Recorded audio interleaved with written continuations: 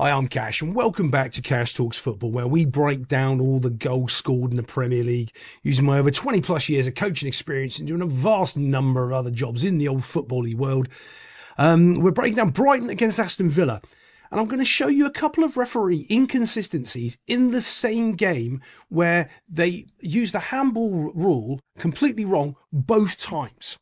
And they're not consistent in both of them. I'm going to break that down for you when we get there. But there's a couple of key points I'm going to show you, and another penalty that is a penalty that they didn't give. And we keep having these referee official conversations. Well, it's every week guaranteed, but it's becoming more and more apparent. And you cannot tell me that these referees are this incompetent. I just don't believe it. I've coached so many games of football. I've seen bad referees. I've seen incompetent referees. And you kind of know sometimes when you have a bad referee of how the game is going to go based on that referee. So your team also automatically plays a sort of a little bit of a different way because they know, well, he's going to let these things go. But if you do this, you're going to get booked. You're going to, there's certain things that certain referees home in on. But it just seems that every single major decision in the Premier League is just wrong, from VAR to like the PGMOL come out and say the next day, oh yeah, sorry we sent that guy off from Arsenal, but it wasn't a red card. Every week it's getting worse and worse. But let's get back to the football and talking about what we see. Now, I do like this. Now, Villa, they've got one of my favourite players, Marcus Asensio. He's a really, really good player. We're going to come on to him in a minute. But I want you to watch this little run here from Rashford. This is a difference of a player that actually wants to play football now. As they start driving forward, Villa, this is leading up to the penalty decision. That isn't a penalty, but it is a penalty.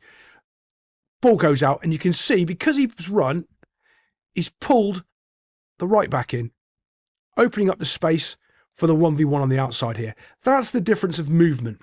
And remember, coaches use this word movement. What does movement really mean? Movement means running. Off the ball movement, off the ball running. They tie it up with all these different words when basically they just mean running off the ball. Good movement into the middle, pulls in the defender. Now, what that enables the Villa player to do out wide is actually receive the ball, turn, come into the space, and then face him up 1v1, because he has to come from the middle of the field all the way over to try to cover him, and it doesn't give him time to do anything except for just front him up, slow him down into the box. Now, I'm going to just show you the tackle first off here, and then I'm going to show you the angle where it's just a penalty. Here we go. Bump goes past him, gets tripped. Can't really see much there because of the angle. This is the angle I want to show you. Hold on one second, because I've just messed everything up like normal.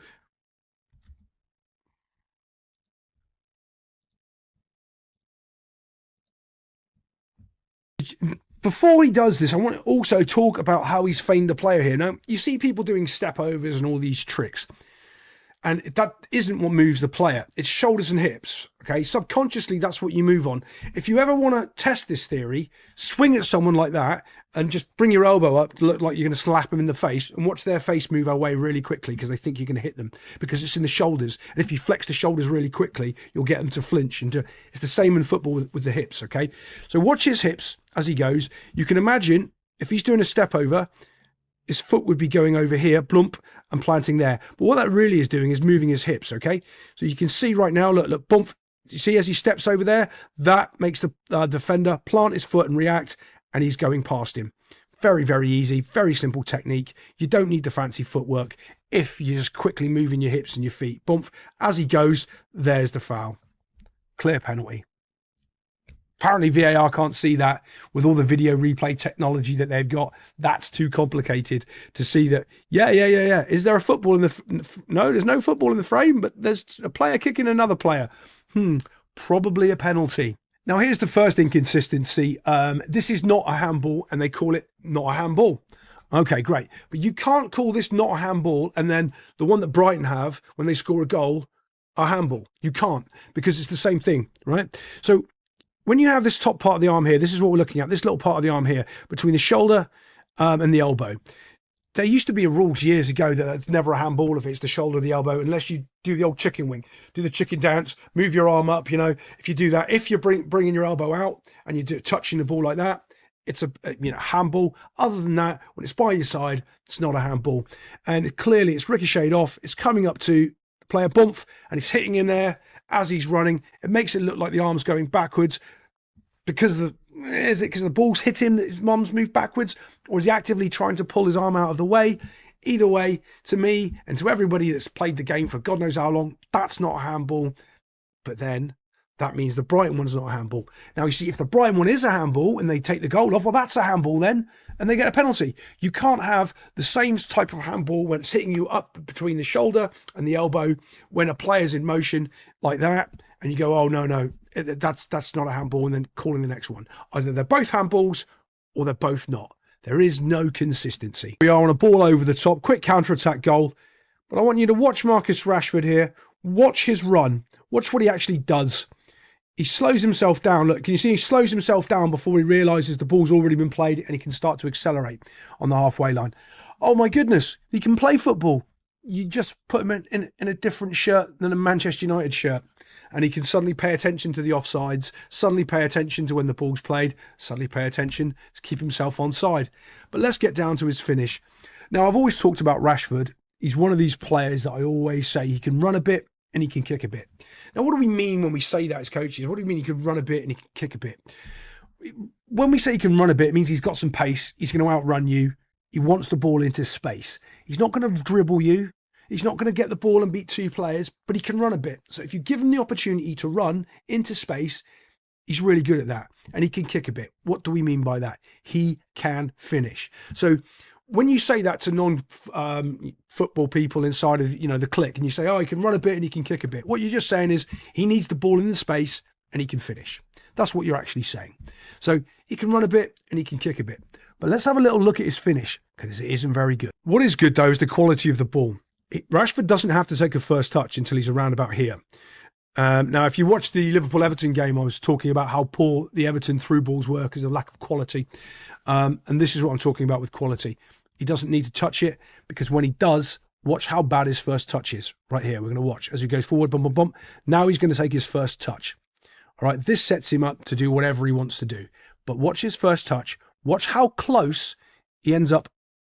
Do you see it's caught under his feet? Now the ball is almost behind him, and he's having to scuff the ball out. And only because he mishits this, he hits it into the ground, it beats the keeper. His first touch isn't good enough. It just isn't. If you want to be a good quality player, you can't have a first touch like that. And he's got lucky with the finish here. He scuffed it into the ground, and it's beaten the keeper. Let me show you from the other angle so I can show you exactly what I mean. Because of his poor first touch, he's scuffing the ball. Do you see that? He scuffed it into the ground, and it's bouncing up over the goalkeeper. It's not a clean finish at all, but guess what? It doesn't have to be to go into the back of the net box. Now, this is what I'm talking about, the inconsistencies in the game of football, in the same game and the same referee calls. Now, I know exactly what the argument's going to be. You're going to say, but Cash, it hits him here and trails down his arm. Yeah, but he's running away from the ball. He's not trying to handball the ball in any way, shape or form. He's not trying to use his hand. He doesn't really gain an advantage, because if his arm isn't there, right, this is one of the other key aspects. If his arm isn't there, it still hits his body and it still goes the exact same way. He can't chop his arm off and get it out of the way. All right? You can't. You can say that's a handball there. Is it? No. Sorry, it's just not having it. Not having it. No. It's hit him in the shoulder. It's gone, a little bit lower down, and it's rolled it down. If you're giving that as a handball, you're giving the other one as a handball, and it's a penalty. You can't say that one's not and this one is, or this one isn't and that one isn't. And that's the consistency. It doesn't matter. You just go, yes, that is it, and that is it. No, it's not a handball for me in any way. So this is a great ball played down the line by Villa. I think it's Matty Cash who plays it. Obviously, it has a fantastic name. But you can see this is the danger when you're trying to cut the pass out and you don't go with the runner. All right. If you don't receive that ball and you cut that ball out there, basically you're done, because he just gets to run in on goal and do what he wants. Now, you have to run with the player here. You have to. You can't try to go and try to intercept this pass like that. You can't. And if you do, you make sure you get it, because that is just cost your team a goal. That simple mistake there just put yourself another goal down. And that's the difference in proper football. When you're making one little tiny mistake and you step 2 yards forward instead of 2 yards back and track the runner, that's what causes you the goal. Now all he's got to do is run down the field with the football. But there's a little bit of a difference, and I want to see if you can see it here, because he does one here. He's about here when he does it, and he does it a second time about here. Have a little watch, and then I'll tell you what he actually does. Ready? There, did you see it? He puts his head up and has a look. He does it a little second before then as well. He's already seen his options. Now he can focus on the ball. What you generally do is you touch the ball, have a look, touch the ball, have a look. He touches the ball, has a look, sees what he can see, sees that picture in his head. And now when he gets down to the box, as we move it forward, he already is watching. He already knows where he's going to go. Look, that ball there is where I would probably play it. But this is the difference with a player with a little bit more composure inside the box, bides and waits his time. And because he's slowed down, because he's got so much space, he can just see the Marcus Asensio's on top of the box. Don't know what these two are doing. Decided to fall over on each other. Just picks out Asensio. And Asensio picks out his spot.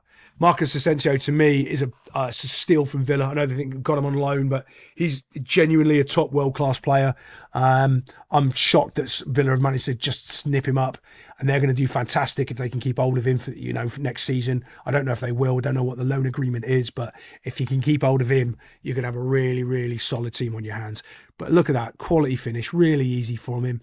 All comes down from the space that you can person on the I don't know who played the ball in. Well, Matty Cash for the first one, but the space, because the defender made the mistake, is so much he's allowed just to pick out a simple pass and a simple goal. When I was watching this on the highlights, I didn't even have to question whether or not that this player was this player making this run here. Okay, so let me talk you through it and go for it. There's a foul here. He's fouled, but the Villa player carries on.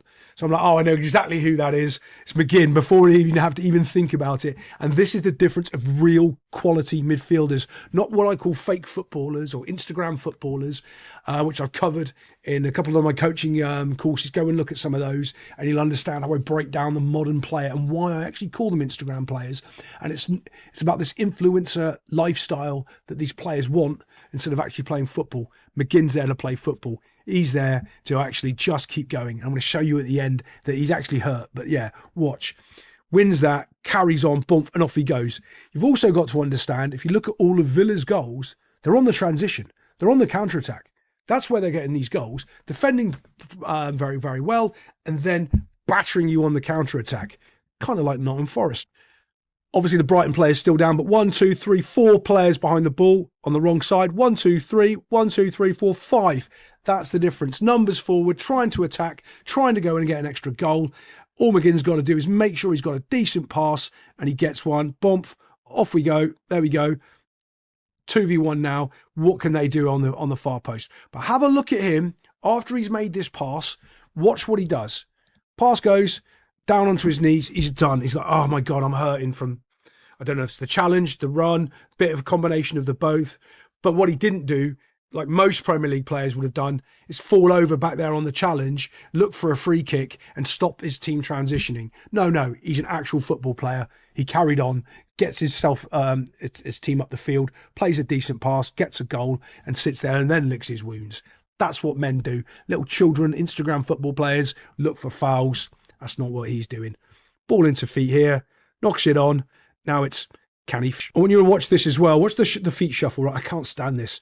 So as he goes to strike, watch how many times his feet move before he strikes the ball. Right, he touches it, shuffle, shuffle, shuffle. Do you see that little step?